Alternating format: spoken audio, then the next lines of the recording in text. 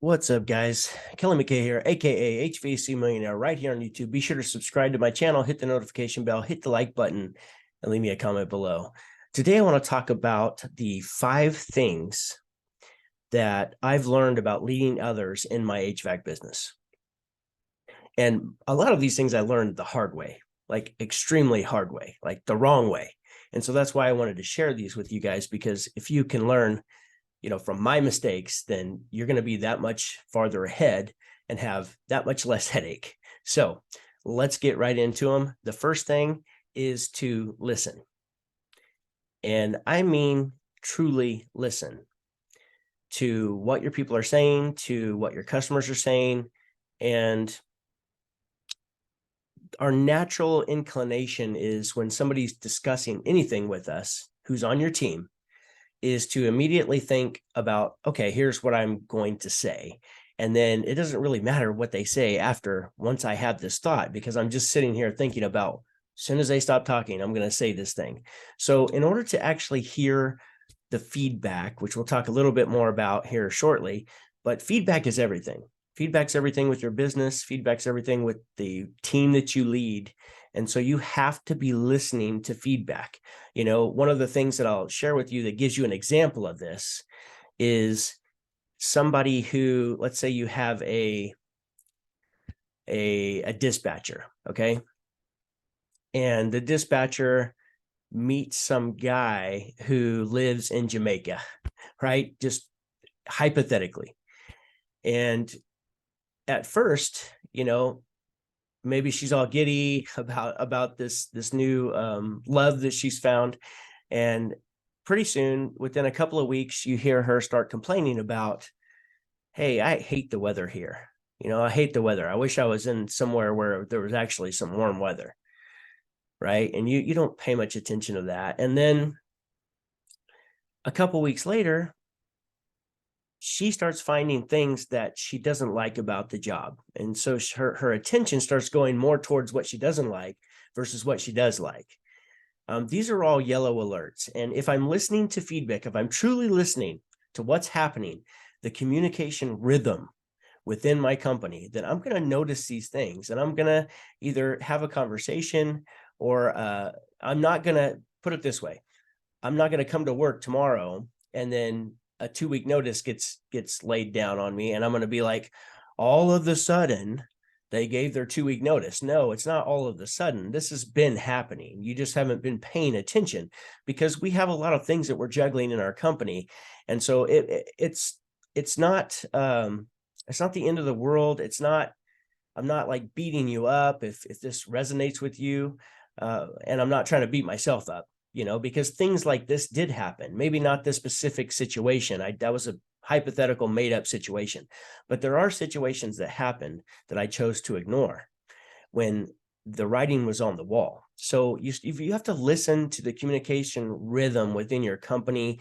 That goes with your processes, with your service calls, with what the customers are saying, with what your internal customers, your employees are saying. So that's the first thing. We have to pay attention to these things. The second thing is communication, which communication is like the most vital part of any organization, in my opinion. This is what I've learned about running a successful HVAC business. But we have to understand the difference between conflict and misunderstandings. Majority of the time, it's a misunderstanding. It's something that is taken the wrong way, whether it be some type of communication that happened within the office or within the field or within a meeting. Maybe we said something we shouldn't have said. There's lots of times where I've said extremely things that I just shouldn't have said, because I didn't think before I talked and think about how I came across to somebody else. And it was sheerly just a learning experience. Everybody makes mistakes, but we have to really understand the difference. It's not conflict. So don't think that somebody's out to get you as a manager, as a leader, as an owner. Don't think that somebody is purposely trying to do a bad job. It's not true. You have a misunderstanding.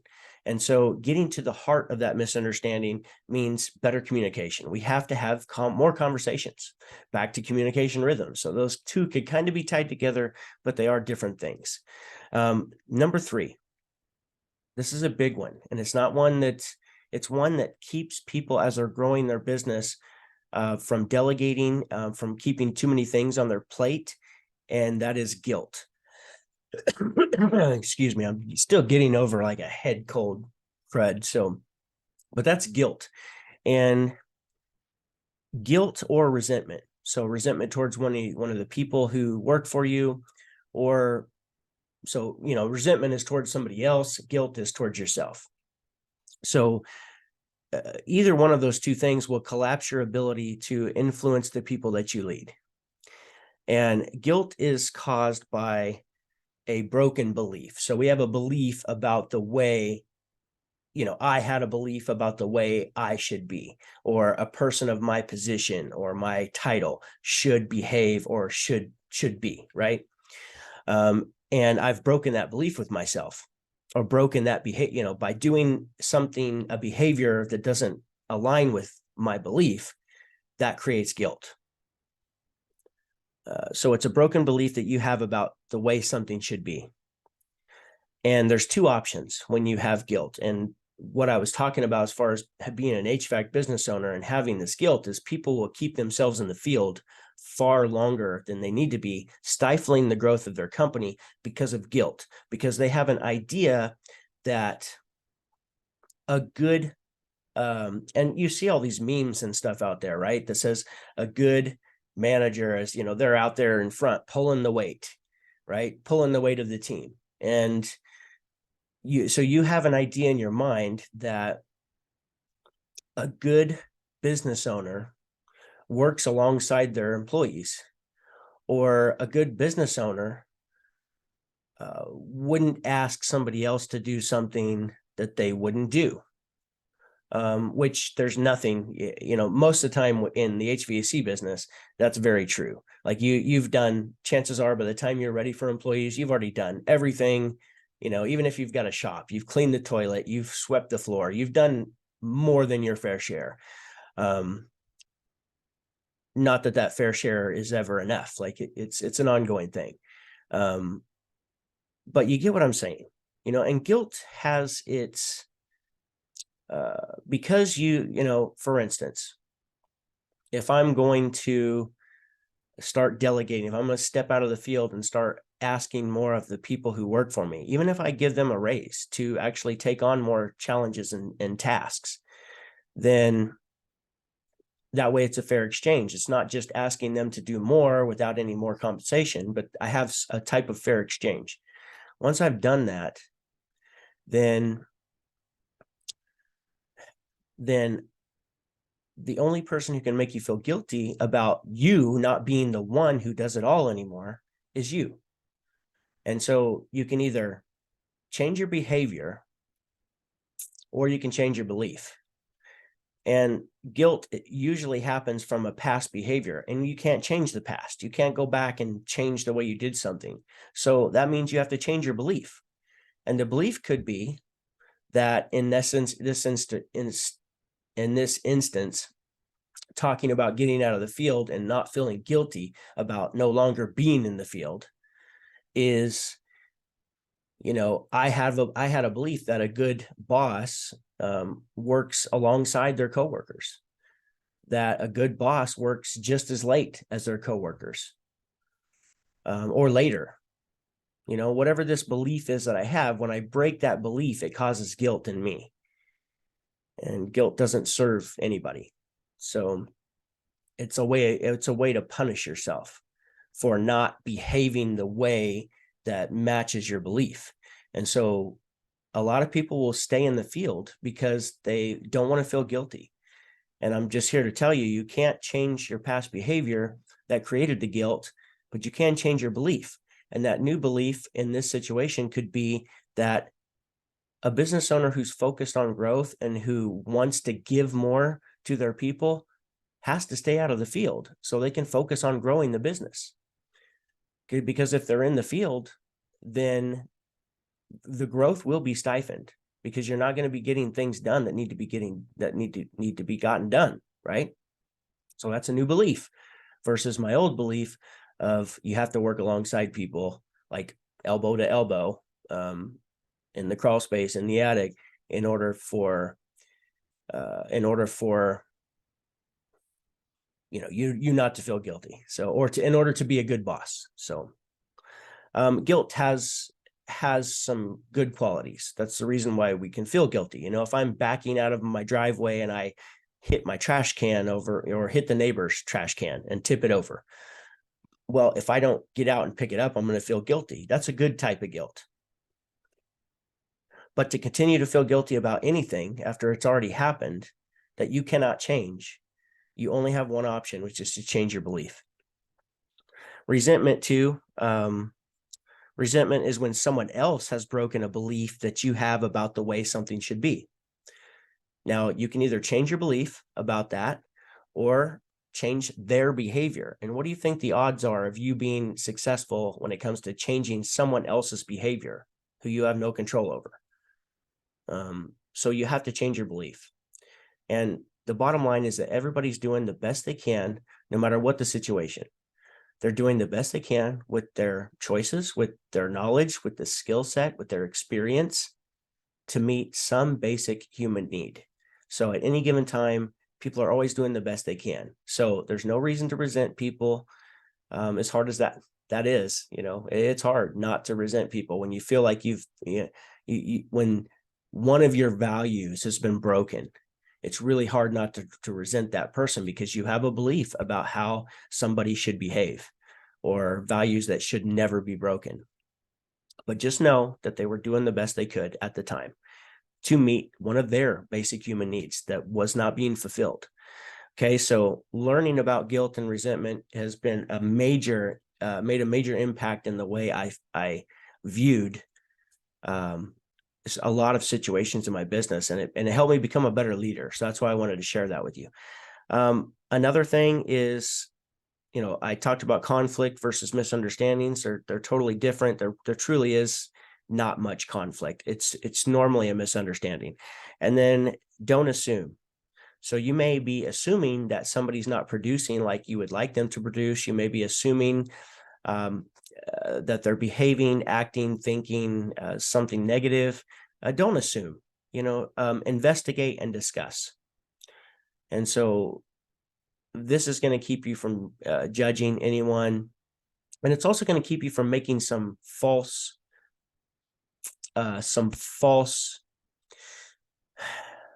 accusations or false decisions based on no data. So you want to make sure that you have the data to back up your decision, because you don't want to make the wrong decision. You don't want to, for instance, demote somebody or get rid of somebody or upset somebody who's actually performing at a very high level just because you don't feel like they're performing at a high level. Until you investigate the situation, then you really don't know, meaning collect the data, find out, ask questions, then discuss. And you can either coach that person up if they need to still be coached up, or, just be a support system for them. That's one thing about leadership too that I'll share that's really not on my list. But as a technician in the field, like most HVAC business owners starting, that is your sole focus is on customers. And as soon as you become management, or you actually take an ownership position and stop running all the calls and doing all the installs and even all the sales calls, well, then your customers just transition to internal customers, which is your team. And so your sole focus needs to be on, what does my team need? What's the support, the training, the appreciation, the acknowledgement, which we'll talk about here in just a moment. What do they need? Okay, so the fifth thing that I learned about leading others in my HVAC business is everyone wants to be recognized, appreciated. They want some respect. They want to be encouraged, and they want a level of agency, right? So they want to know that they have some control. They have some autonomy. And so one of the best ways that we can give that to people is through praise. And I learned the hard way on several occasions right ways to praise and the wrong ways to praise. But the right ways, I actually learned from a book called Mindset from Carol Dweck. It's a phenomenal book. I hope you guys will go out there and read it. And it's the reason, a lot of the reasons she'll discuss in that book as children, why we're so messed up mentally as we become adults, and how these, the way that our parents praised us on many occasions, created beliefs about how we should be, and how that limits us, and she talks about the growth mindset versus a fixed mindset. And a lot of the ways that we were treated as kids developed these mindsets. And so understanding that's going to help you get to that next level, to get unstuck out of a fixed mindset. But just know that the proper way to phrase, I use an acronym, PECS, like your chest muscles, like PECS, and it's progress, effort, choices, and strategy. So if you're going to praise somebody, I learned the hard way, trust me, praise them using one of those things. Like, I see your progress. That's awesome. You're doing a great job. Keep it up. I see the effort that you're putting into it. And if you truly want to take this to the next level, compared to your closing percentage or your callbacks, if you really want to take this to the next level, I think we need to implement a little bit more training, and it's going to take more effort. I see the effort you're putting in, but if you want to get great, it's going to take more effort. And so that would be another thing, another way to praise somebody. And then choices, hey, you had 2 choices on that service call. You made a decision, right or wrong. I'm proud that you made you made the decision. And then strategy, which could be the conversations that you have, or the way that the service call is structured, or something that they implemented that you didn't think of that's actually working for them. And maybe they should, teach that to the rest of your team. So those are my 5 things. There's 30 other things, of course, back to that, but I wanted to kind of touch on those because some of those are extremely important. Some of those are limiting what's possible for you and your business. Some of them are limiting and creating